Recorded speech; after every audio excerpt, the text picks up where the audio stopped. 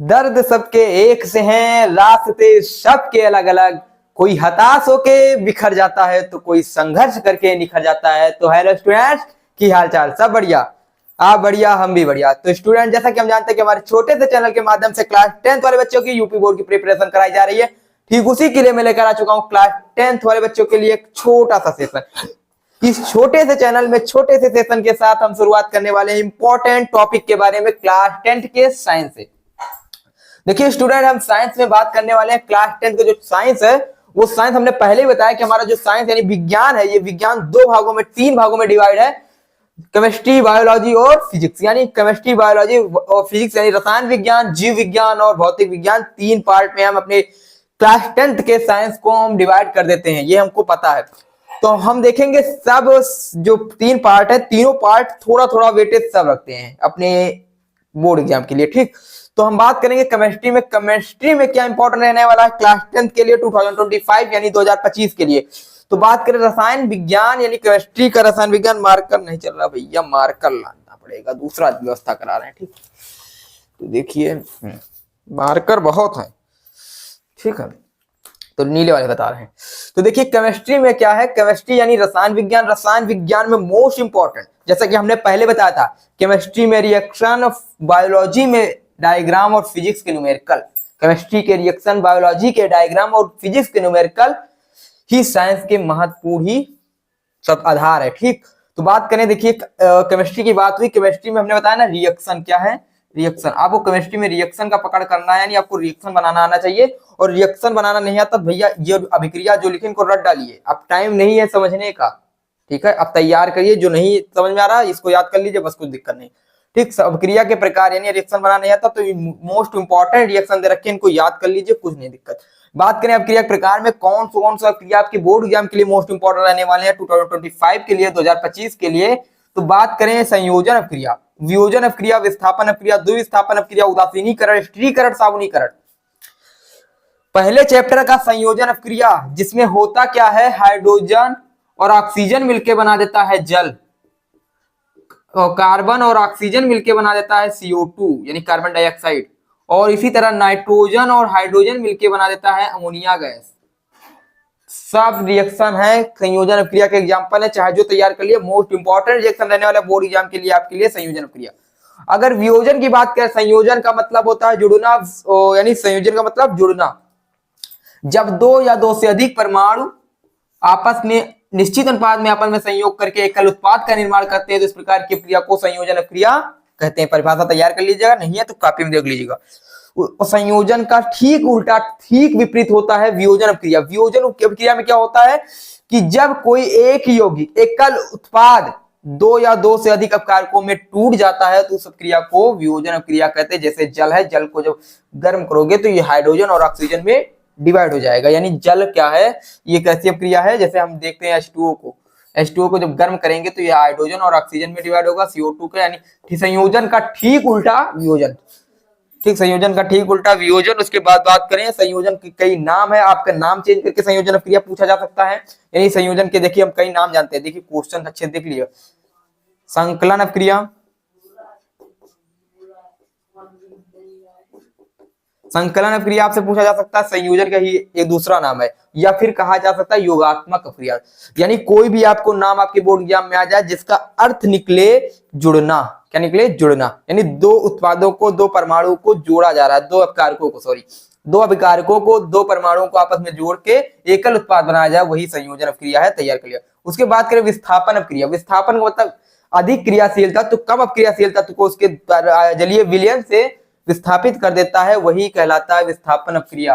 भैया देखिए Zn plus CuSO4 gives out ZnSO4 plus Cu। ये रिएक्शन मोस्ट इंपॉर्टेंट रहने वाला बोर्ड एग्जाम के लिए, यानी आपसे कहीं किसी तरह MCQ हो या 2 नंबर 4 नंबर किसी तरह का ये एग्जाम क्वेश्चन आने वाला है, ठीक। अब किसी भी सेट में आ सकता है, 7 सेट बनते हैं, 7 में से 4 सेट में, 3 सेट में, या 4 3 इसी तरह रहता है, 4 3 सेट में रखे हैं, ठीक है, किसी न किसी तरह। उसके बाद क्या ZnCSO, यानी Zn जो जिंक है, जिंक क्या है, अधिक क्रियाशील है, और कॉपर क्या है, कम क्रियाशील है। आप लोगों ने सक्रियता श्रेणी पढ़ी होगी, सक्रियता श्रेणी भी मोस्ट इंपॉर्टेंट रहने वाला है बोर्ड एग्जाम के लिए, सब मोस्ट इंपॉर्टेंट, ठीक। ठीक, सक्रियता श्रेणी Zn क्या है, उसमें हमने पढ़ा Cu जो है कम क्रियाशील है, Zn अधिक क्रियाशील है। तो Zn क्या होता है, CuSO4 के विलयन से Cu को विस्थापित कर देता है और SO4 के विलयन में जाके अपना बैठ जाता है। यही अपक्रिया विस्थापन अपक्रिया है, यानी Cu को विस्थापित कर देगा और Zn CuSO4 के साथ जाके बैठ जाएगा तो बन जाएगा ZnSO4 प्लस Cu। अगर कोई दिक्कत तो बताइए, हर मुश्किल का हल होगा, आज नहीं तो कल होगा। ठीक, वन में रुकिए। ठीक ठीक, उसके बाद हम देख रहे हैं, फिर ये इंपॉर्टेंट रहने वाला है, यानी और यह द्विविस्थापन। द्विविस्थापन में क्या होता है, AgCl का रिएक्शन कराते हैं NaNO3 के साथ, NaNO3 के साथ तो बन जाता है NaCl और AgNO3, यानी आयनों का दो परमाणुओं का विनिमय हो जाता है, चेंज, अदला बदली, उनके स्थान पे वो बैठ जाते हैं, उनके स्थान पे वो, यानी AgCl क्लोराइड क्लोरीन के साथ था Ag और NO3 नाइट्राइड के साथ था Na यानी सोडियम। विद्युत विस्थापन है, दोनों का विस्थापन हो जाता, दोनों विस्थापित होते हैं, तो ये NO3 के साथ चला गया कौन, Ag, और Cl के साथ चला गया Na। ये रिएक्शन है द्विविस्थापन क्रिया। जैसा कि शब्द से तात्पर्य है कि द्वि का मतलब दो, और विस्थापन का मतलब विस्थापित, अपना स्थान चेंज कर लेना ही विस्थापन है। तो यानी दो परमाणुओं, दो यौगिक तत्वों का विस्थापन ही द्विविस्थापन है, जिसमें दो तत्वों के विनिमय होता है। आप लोग थ्योरी नियर क्वेश्चन बैंक किताब को नोट से आप लोग तैयार कर लीजिएगा, रिएक्शन समझा देने, कोई दिक्कत होने नहीं। ठीक, आरंभ है प्रचंड है। उसके बाद करें उदासीनीकरण, मोस्ट इंपॉर्टेंट। आपसे देखिए रिएक्शन हम जो बता रहे हैं मोस्ट इंपॉर्टेंट, इसका मतलब ये डायरेक्ट पूछा जाएगा, आपका इनडायरेक्ट भी आपकी बोर्ड एग्जाम में आ सकता है, यानी रिएक्शन देते हैं आपको पता ही नहीं चले। ठीक, बात करें, देखिए क्या है ये वाला उदासीनीकरण। उदासीनीकरण पर स्टार लगाइए, मोस्ट इंपॉर्टेंट। उदासीनीकरण को कैसे समझेंगे, देखिए ऊपर वाला मिटा दे रहे हैं, ठीक, ये मिटा दें ऊपर से, ठीक, ऊपर समझ लीजिए। ठीक, जब उदासीनीकरण के लिए हम कैसे समझेंगे, उदासीनीकरण का रिएक्शन मिल सकते हैं। देखिए उदासीनीकरण, जब अम्ल तथा क्षार के संयोग से जल तथा लवण बनने की क्रिया को उदासीनीकरण कहते हैं। अम्ल कोई भी अम्ल ले सकते हैं, HCl प्लस क्षार NaOH, अम्ल तथा क्षार के संयोग से जल तथा जल यानी H2O और तथा लवण NaCl बनने की क्रिया को उदासीनीकरण कहते हैं। यही क्रिया क्या है, उदासीनीकरण है। यानी हमारे पास HCl है, HCl हाइड्रोक्लोरिक अम्ल है, हमको पता है। NaOH कास्टिक क्षार है, यानी सोडियम हाइड्रोक्साइड है। ठीक, और उसके बाद क्या करें, इन दोनों का रिएक्शन होगा तो H और ये दोनों OH मिलके बन जाएगा H2O, NaCl एक प्लस है, Na प्लस होता है, Cl माइनस होता है, आप लोगों को आकर्षित करेगा और NaCl बन जाएगा। इसी को नमक कहते हैं और ये एक लवण है। और तभी हमारे गाँव भाषा में हमारी माताएं बहनें लवण को लोन के नाम से भी जानते हैं, वही लवण से बना है लोन। ठीक, तो ये क्या है, NaCl क्या है, लवण। उसके बाद करें एस्टरीकरण, एस्टर बनने की क्रिया को एस्टरीकरण, साबुन बनने की क्रिया को साबुनीकरण। साबुन वाला रिएक्शन देख लीजिए किताब में, बहुत लेंथी है, यहाँ जगह नहीं, ठीक, इसको बता देंगे। तो एस्टरीकरण में क्या होता है, जब ध्यान से देखिए एस्टरीकरण वाला रिएक्शन देखिए, मोस्ट इंपॉर्टेंट रिएक्शन। एस्टरीकरण में क्या होता है, एसिटिक अम्ल CH3COOH, उसके बाद बात करें एथेनॉल यानी C2H5OH को जब हम अभिक्रिया कराते हैं सांद्र H2SO4, किसके प्रेजेंट में, सांद्र H2SO4। सांद्र का मतलब होता है जिसमें पानी की मात्रा कम, यानी गाढ़ा जिसे आप कहते हैं ना, गाढ़ा। और तनु का मतलब होता है पतला, जिसमें पानी की मात्रा अधिक। तो सांद्र H2SO4 के प्रेजेंट में हम रिएक्शन कराते हैं CH3COOH C2H5OH। CH3COOH का नाम है एसिटिक अम्ल, ध्यान से देखिएगा क्या है, एसिटिक अम्ल है। उसके बाद बात करें C2H5OH का नाम है एथिल अल्कोहल, जिसे हम कहते हैं IUPAC नाम होगा एथेनॉल। क्या होगा, एथेनॉल।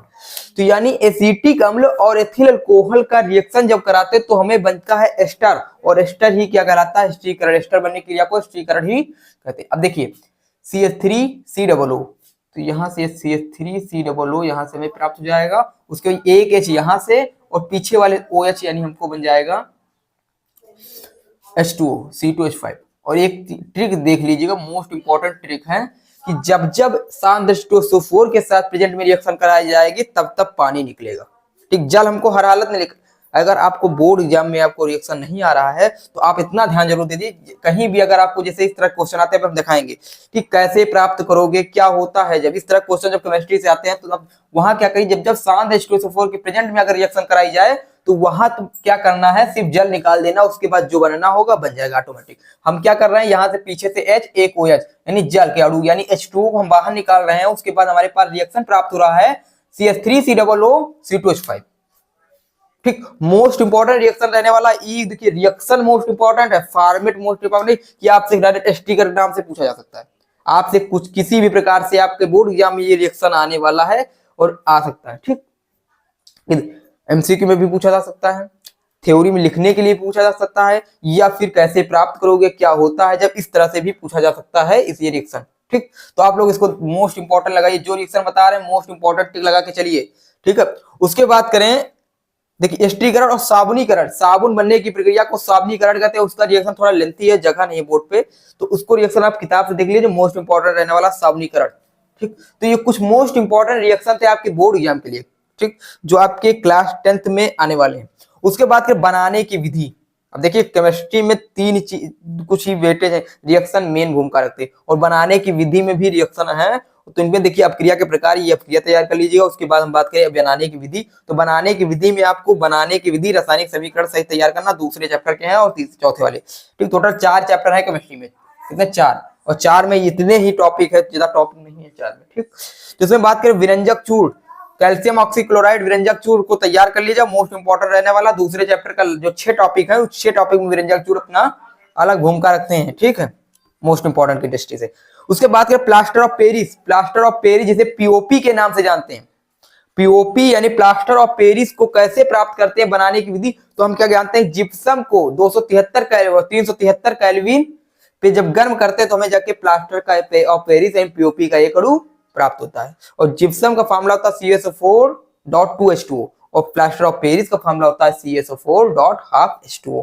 ठीक, तैयार कर लिया जाए, रिएक्शन तैयार कर लिया जाए। ठीक, उसके बाद करें धावन सोडा, धावन सोडा बनाने की विधि तैयार कर लीजिए। अल्कोहल बनाने की विधि, कम से कम 3 विधियां तैयार करके जाइएगा अल्कोहल के, और रासायनिक समीकरण नहीं 3 है तो 2 तैयार कर लीजिएगा। ठीक, उसके बाद बात करें एसिटिक अम्ल, एसिटिक अम्ल बनाने की विधि, कैसे एसिटिक अम्ल बनाओगे। उसके बाद साबुन बनाने की विधि, जो यहाँ साबुनीकरण वाला रिएक्शन था वो यहाँ भी काम चल जाएगा। ठीक, कोई दिक्कत नहीं।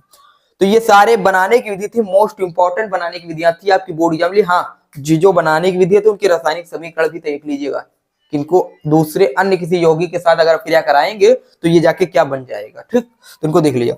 उसके बाद करें समीकरण संतुलित करना, कैसे समीकरण को संतुलित करेंगे, ये मोस्ट इंपॉर्टेंट रहने वाला है। पहले चैप्टर को समीकरण को संतुलित करना, यह समीकरण संतुलित का मतलब होता है कि अभिकारक के परमाणु की संख्या तथा उत्पाद के परमाणु की संख्या बराबर होनी चाहिए।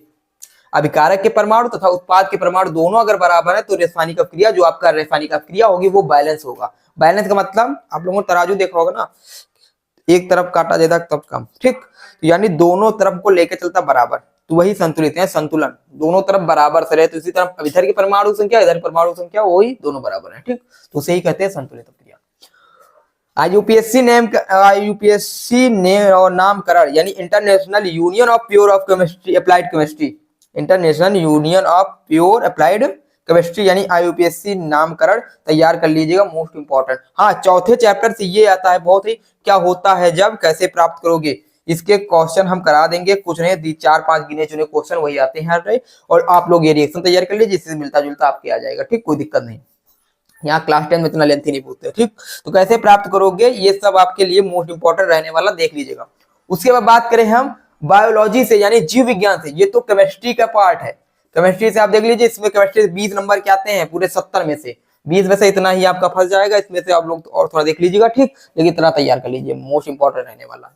उसके बाद करें बायोलॉजी से जीव विज्ञान से, जीव विज्ञान से हम बात करेंगे तो आहार नाल, आहार नाल, आहार नाल को मतलब पूरा अच्छे तैयार कीजिए, फिगर सहित जितने भी हम टॉपिक लेंगे सब चित्र सहित तैयार करिएगा।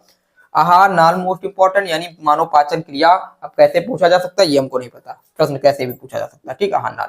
प्रकाश संश्लेषण, पत्ती द्वारा जो पत्ती से बना सकते हैं। ठीक है, प्रकाश संश्लेषण, इस पे सूर्य के द्वारा किरणें जब प्रकृति है। ठीक, ठीक, तो कैसे होता है। ठीक, प्रकाश संश्लेषण क्रिया, पर्णहरित। ठीक, प्रकाश संश्लेषण पूरा टॉपिक करके तैयार करके जाइएगा, ऑब्जेक्टिव सब पूछा जा सकता है। श्वसन तंत्र, श्वसन वाला टॉपिक पूरा। उत्सर्जी तंत्र, उत्सर्जी तंत्र में वही नेफ्रॉन और उत्सर्जी तंत्र आता है। ठीक, जिसमें किडनी उडनी बने रहते हैं। ठीक, नेफ्रॉन अलग है, न्यूरॉन अलग है। नेफ्रॉन तैयार कर लिए, मानव हृदय तैयार कर लीजिए, पूरा चित्र सहित, बाकायदा पूरा चित्र सहित तैयार करिएगा। ठीक है। उसके बाद बात करें न्यूरॉन तैयार कर लिया, मानव मस्तिष्क तैयार कर लीजिए, नर जनन तंत्र, मादा जनन तंत्र, ठीक, इनके सबके फिगर आप तैयार कर लीजिएगा, कोई दिक्कत नहीं। अगर नहीं फिगर बनाना आ रहा तो हम बताएंगे फिगर बनाना कैसे बनाओगे, ठीक। कमेंट कर दीजिए, कमेंट के आपके हर सवाल का जवाब कराएंगे, ठीक। बस कोई दिक्कत हो, कोई समस्या हो तो कमेंट कीजिए, क्योंकि हर मुश्किल का हल होगा आज नहीं तो कल होगा, ठीक। पुष्पों में अलैंगिक जनन, पुष्पों में लैंगिक जनन आप लोग देख लीजिएगा, जो पुष्प के आधा है, पुष्प में लैंगिक जनन किस प्रकार होता है। मेंडल के नियम, भैया लास्ट वाला बायोलॉजी का लास्ट भैया चैप्टर है आनुवंशिकता, और उस आनुवंशिकता से मोस्ट इंपॉर्टेंट मेंडल के नियम, 3 नियम है, प्रभाविता का नियम और 1-2 नियम और, ठीक है, स्वतंत्र अपविभजन का नियम और एक नियम, प्रथम नियम, ठीक। तो 3 नियम है, तीनों नियम तैयार कर लिए, मेंडल के नियम। उसके बाद बात करें लिंग निर्धारण और जनसंख्या नियंत्रण। जनसंख्या नियंत्रण कुछ है नहीं, जनसंख्या नियंत्रण में आप लिख सकते हैं बनाए के, कोई टॉपिक नहीं। लिंग निर्धारण तैयार के लिए कि लिंग निर्धारण कैसे होता है, ठीक है, ये चार्ट आता है पूरा, इसको देख लीजिए। इसमें सब चित्र वाले टॉपिक है, इसमें चित्र तैयार कीजिए इनकी, ठीक। अगर आप लोग को चित्र बनाने में दिक्कत है फिर इनको देख लीजिए, नहीं तो भैया पेपर में आप लोग को दिक्कत हो जाएगी, ठीक। अभी दिक्कत हुई तो कोई दिक्कत नहीं, अगर पेपर में दिक्कत हुई बहुत बड़ी दिक्कत हो जाएगी, ठीक। उसके बाद करें फिजिक्स। अब भैया फिजिक्स के बारे में बात करें, यानी भौतिक विज्ञान के बारे में, और जिसमें वेटेज क्या रखता है, न्यूमेरिकल वेटेज रखता है। न्यूमेरिकल और थ्योरी तभी आएंगे जब आप लोग को फार्मूला आएगा, और फार्मूला अगर हम एक सेशन लेंगे जिसमें हम आपको सारे फिजिक्स के फार्मूले कराएंगे, फिजिक्स के जितने भी फार्मूले होने वाले हम एक क्लास में फिजिक्स के सारे फार्मूले करा देंगे। तो देखिए इसमें प्रकाश का परावर्तन तैयार कीजिए।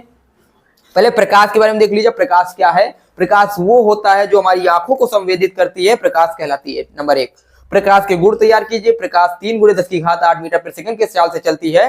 प्रकाश जो प्रकाश आप देख लीजिएगा प्रकाश के बारे में, ठीक। प्रकाश के कम से 6-7 गुण तैयार कर लीजिएगा। उसके बाद तथा प्रकाश का परावर्तन क्या, जब किसी एक पारदर्शी माध्यम, चिकने पारदर्शी माध्यम से कोई प्रकाश किरण उस सतह से टकराती है तो वह उसी माध्यम में लौट जाती है। इस घटना को प्रकाश का परावर्तन कहते हैं। जैसे आप लोगों ने देखा हो किसी दीवार पे अगर गेंद को मारते हैं तो गेंद उसी से दीवार से टकराकर फिर उसी माध्यम में लौट आता है, यही घटना क्या कहलाती है, प्रकाश का अपवर्तन। अगर ये माध्यम हम प्रकाश के साथ करें, जैसे देखिए ये कोई चिकना सतह है और इससे प्रकाश किरण यही और ये लौट गई, तो यही घटना क्या कहलाती है, प्रकाश परावर्तन। लेकिन अगर प्रकाश की टार्च को यानी लाइट को, अगर लेजर लाइट को हम क्या कर दे वायु से यानी किसी जल की सतह में लगा मारे तो क्या होता है, देखा होगा आप लोगों ने, जल की सतह में क्या होता है, जो प्रकाश की किरणें होती है वो जल से मुड़ जाती है। यानी प्रकाश के अपवर्तन में हम क्या ले सकते हैं, जब प्रकाश किरण किसी एक माध्यम से दूसरे माध्यम में जाती है तो अपने मार्ग से विचलित हो जाती है। प्रकाश के इस विचलन की घटना को हम क्या कहते हैं, प्रकाश का अपवर्तन कहते हैं। इस नियम को तैयार करना है बिल्कुल चित्र सहित इस नियम को तैयार कर लेना, कोई दिक्कत होने वाली नहीं, ठीक। आप लोग प्रकाश का परावर्तन, प्रकाश का अपवर्तन, और प्रकाश के परावर्तन में एक नियम है स्नेल का नियम, जो यहाँ लिखना भूल गए। स्नेल के 2 नियम है ना, एक नियम स्नेल का नियम है। स्नेल का नियम कहता है n = sin I/sin r, ठीक। स्नेल का नियम है, मोस्ट इंपॉर्टेंट रहने वाला है। इसमें फार्मूले भी आते हैं, ठीक, क्वेश्चन भी आता है न्यूमेरिकल लगाने के लिए। n = यानी अपतन कोण की ज्या तथा अपवर्तन कोण की ज्या का अनुपात एक नियतांक होता है, ये स्नेल का नियम है। उसके बाद करें दर्पण तथा लेंसों द्वारा प्रतिबिंब बनना। भैया प्रतिबिंब का बनना आपके लिए मोस्ट इंपॉर्टेंट रहने वाला क्लास 10 के लिए। दर्पण द्वारा प्रतिबिंब का बनना, दर्पण से कैसे प्रतिबिंब बनते हैं। 6 स्थिति दे रखे हैं अवतल दर्पण में, 2 स्थिति दे रखे हैं उत्तल दर्पण में, 6 स्थिति दे रखे हैं उत्तल लेंस में और 2 स्थिति दे रखे हैं अवतल लेंस में। तो टोटल 6 2 8 8 8 16 स्थिति दे रखे हैं, आप लोग तैयार कर लीजिएगा, कोई दिक्कत नहीं। तो एक सेशन उसका भी हम लेंगे, जल्दी ही लेंगे, यही ठीक, ज्यादा दिन नहीं, 1-2 दिन बाद हम जल्दी से उसका भी सेशन ले आएंगे। दर्पण और लेंस द्वारा प्रतिबिंब का बनना, पूरा एक टॉपिक क्लास, ठीक, एक क्लास दर्पण और लेंस खलास। उसके बाद करें दर्पण सूत्र। भैया डेरिवेशन आपकी क्लास में नहीं है, सिर्फ फार्मूला पढ़ना है, इस पे आधारित न्यूमेरिकल पढ़ना है। दर्पण सूत्र और लेंस सूत्र एक ही तरह, यहाँ दर्पण सूत्र में क्या होता है प्लस लग जाता है और लेंस सूत्र में क्या होता है माइनस लग जाता है। बात करें दर्पण सूत्र के बारे में तो दर्पण का सूत्र कहता है 1/f = 1/v + 1/u, जहां f फोकस दूरी है, क्या है ये फोकस दूरी है, और v क्या है वस्तु प्रतिबिंब की दूरी है। v क्या है प्रतिबिंब की दूरी है, u क्या है वस्तु की दूरी है। आप लोग देख लीजिएगा और इसको तैयार कर लीजिएगा। इससे आधारित न्यूमेरिकल आपके मोस्ट इंपॉर्टेंट रहने वाला है, पूरा फार्मूला ही मोस्ट इंपॉर्टेंट है। दर्पण सूत्र, लेंस सूत्र मोस्ट इंपॉर्टेंट। उसके बाद करें आवर्धन क्षमता। आवर्धन क्षमता क्या है, m = I/O, यानी प्रतिबिंब की लंबाई तथा वस्तु की लंबाई को अनुपात को आवर्धन क्षमता कहते हैं। m = I/O, यानी m = v/u, यही मोस्ट इंपॉर्टेंट आवर्धन क्षमता। उसके बाद बात करें फोकस दूरी, f = r/2, ये भी मोस्ट इंपॉर्टेंट। जितने भी फार्मूले लिखे हैं ये मोस्ट इंपॉर्टेंट रहने वाले हैं, इनसे परिभाषा। और हाँ, दर्पण तथा लेंस द्वारा प्रतिबिंब करना, इससे संबंधित कुछ परिभाषाएं जैसे वक्रता त्रिज्या, वक्रता केंद्र, और क्या है फोकस दूरी, ठीक, फोकस तल, अवतल लेंस का प्रथम फोकस, उत्तल लेंस का प्रथम फोकस, सारे फार्मूले परिभाषा ये भी आप लोग तैयार करके जाइएगा। ठीक, जितने हम बता रहे इसको तैयार कर लीजिएगा। इतने के बाद आपके 90 प्लस आपके केमिस्ट्री और पूरे साइंस में, मतलब 90 प्लस आपके पक्के, ठीक है, अगर इतना तैयार करके जाते हैं और कुछ और थोड़ा पढ़ लेते तो 95 प्लस यानी 97-98 नंबर आपके पक्के हैं किसमें, साइंस में। उसके बाद करें मानोनेत्र, मानोनेत्र तैयार करके जाइएगा बोर्ड एग्जाम में, अच्छे से तैयार करिए। मानोनेत्र में क्या होता है, जो भाग है 4-6-7 भाग है, ठीक, मोतिया क्या होता है, रेटिना क्या होता है, ठीक, दृष्टिपटल, ठीक, रक्तापटल, रक्ता की बिंदु, ठीक, पीत बिंदु, सब क्या होते हैं, इसके पार्ट तैयार करके जाइएगा। उसके बाद नेत्र में दोष क्या होता है, नेत्र में दोष कैसे हैं, कौन कौन सा दोष पाया जाता है, जैसे अबिंदुकता दोष पाई जाती है, ठीक, निकट दृष्टि दोष, निकट दृष्टि दोष और दूर दृष्टि दोष मोस्ट इंपॉर्टेंट। हाँ, दूर दृष्टि दोष को कभी कभी दीर्घ करके पूछ लेता है, दीर्घ दोष, दीर्घ दृष्टि दोष, क्या करते हैं, दीर्घ दृष्टि दोष, तो आप लोग दीर्घ से पता करिएगा, दूर दृष्टि दोष है, ठीक। उसके बाद देखिए निकट दृष्टि दोष में क्या होता है, निकट दृष्टि दोष वह दोष है जिसमें मानव की नेत्र में एक ऐसा प्रकार का दोष है जो जिससे हम मनुष्य या मानव निकट की वस्तुओं को तो स्पष्ट देख सकता है लेकिन दूर की रखी वस्तुओं को स्पष्ट देख नहीं पाता, उस तब मनुष्य के नेत्र में, मानव के नेत्र में निकट दृष्टि दोष हो जाता है। इसके निवारण हेतु हम उचित फोकस दूरी वाला अवतल लेंस का प्रयोग करते हैं। अगर दूर दृष्टि दोष के बारे में बात की जाए तो दूर दृष्टि दोष में मनुष्य को निकट रखी स्थित वस्तु साफ साफ नहीं दिखाई देती लेकिन दूर रखी वस्तु स्पष्ट दिखाई देती है, इस दोष को दूर दृष्टि दोष कहते हैं। इस दोष के निवारण हेतु हम उचित फोकस दूरी वाले उत्तल लेंस का प्रयोग करते हैं, ठीक। अगर कोई दिक्कत हो, कोई समस्या बताइए। उसके बाद बात करें जरा दूरदर्शिता, जैसा कि शब्द से तात्पर्य जरा मतलब निकट, जरा मतलब निकट और दूर मतलब दूर, ऐसा दोष जिसमें मनुष्य या मानव निकट रखी वस्तु तथा दूर रखी वस्तु दोनों प्रकार की वस्तुओं को दोनों तरह से आप देख नहीं पाते हैं, उस स्थिति में मनुष्य की नेत्र में क्या हो जाता है, जरा दूरदर्शिता नामक दोष हो जाता है। इसमें क्या होता है, इस स्थिति को ठीक करने के लिए, इस दोष को ठीक करने के लिए लेंस से उचित फोकस दूरी वाले लेंस उत्तल तथा अवतल लेंस दोनों का प्रयोग किया जाता है चश्मे में, ठीक। तो जरा दूरदर्शिता। उसके बाद करें अबिंदुकता। अबिंदुकता क्या है, जिसमें ऊर्ध्वाधर, ऊर्ध्वाधर मतलब लंबवत, ठीक, ऊर्ध्वाधर तथा क्षैतिज रखी कोई भी वस्तु हो इसको देखना असंभव हो, उस स्थिति में मनुष्य के नेत्र में अबिंदुकता नामक दोष हो जाता है। प्रिज्म के बारे में प्रिज्म तैयार कर लीजिए। प्रिज्म इस तरह होता है, ठीक, प्रिज्म से परावर्तन यानी 7 रंगों में विभाजित हो जाता है। प्रिज्म देख लीजिएगा। प्रिज्म का अपवर्तनांक most important formula sin a plus डेल m बाई 2 और sin a बाई 2, ठीक, मोस्ट इंपॉर्टेंट है, ठीक, तैयार कर लीजिएगा। उसके बाद करें प्रतिरोधों का संयोजन। समांतर क्रम संयोजन है R is 1/R is equal to 1/R1 plus 1/R2 plus 1/R3 और श्रेणी क्रम में अगर संयोजन पूछा जाए तो R is equal to R1 plus R2 plus R3, ठीक, मोस्ट इंपॉर्टेंट है संयोजन समांतर। इसके डेरिवेशन भी तैयार कर लीजिएगा, मोस्ट इंपॉर्टेंट से फार्मूले न्यूमेरिकल डेरिवेशन सहित पूरा तैयार करके जाइए, टॉपिक मोस्ट इंपॉर्टेंट है। उसके महत्वपूर्ण